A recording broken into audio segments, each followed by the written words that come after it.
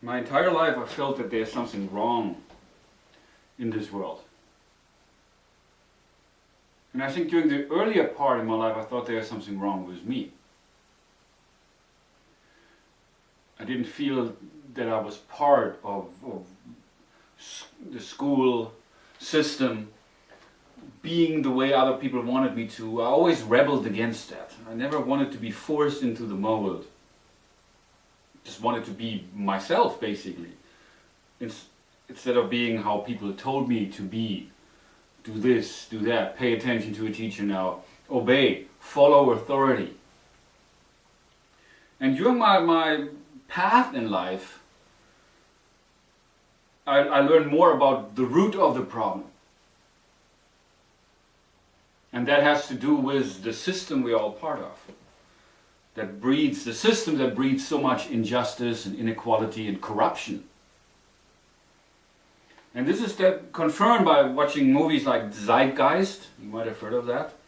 Or recently I'm watching Kymatica, I guess you pronounce that. It's another series you can find on YouTube that talks about that problem throughout human history. I also watched recently a series by Jack Fresco, who is an amazing guy. He's the founder of the Venus Project, which is all about how to create a world where people can live together in peace.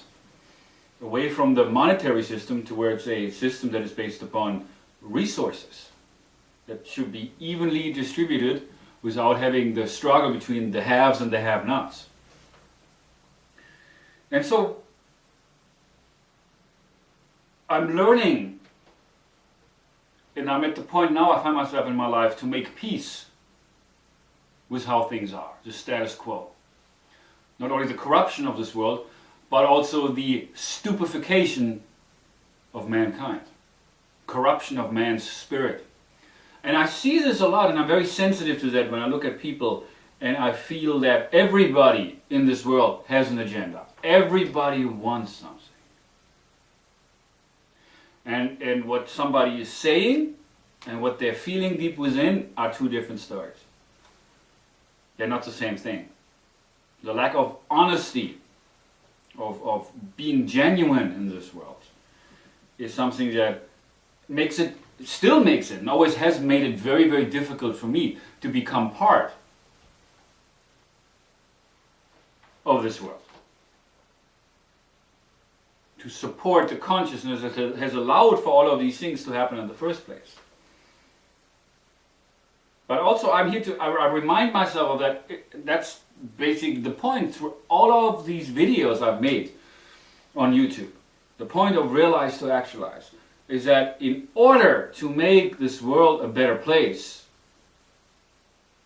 one needs to start within.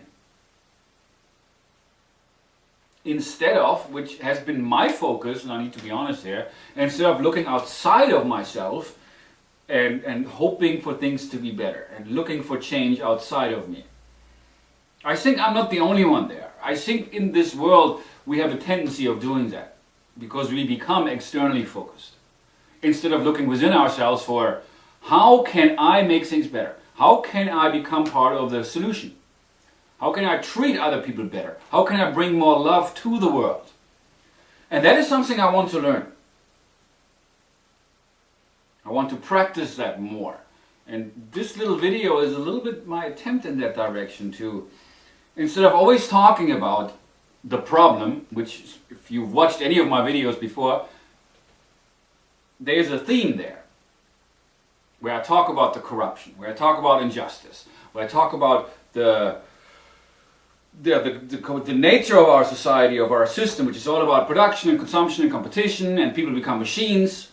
You have probably seen that image of that tree, which shows that, or that draws attention to that point, that evolution is a natural process. And ultimately that's the whole point of Realize to Actualize. Practice makes mastery. Life is learning. And in order to move beyond one's own challenges, which we all have those challenges, it is very important, it's actually essential to realize what is really going on within. Who am I? What do I really know? What is my outlook in life? How do I look at myself? How do I look at the world?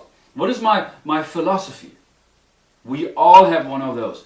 And that philosophy, those realizations create our views of the world, create our own reality, which we all live in one of those.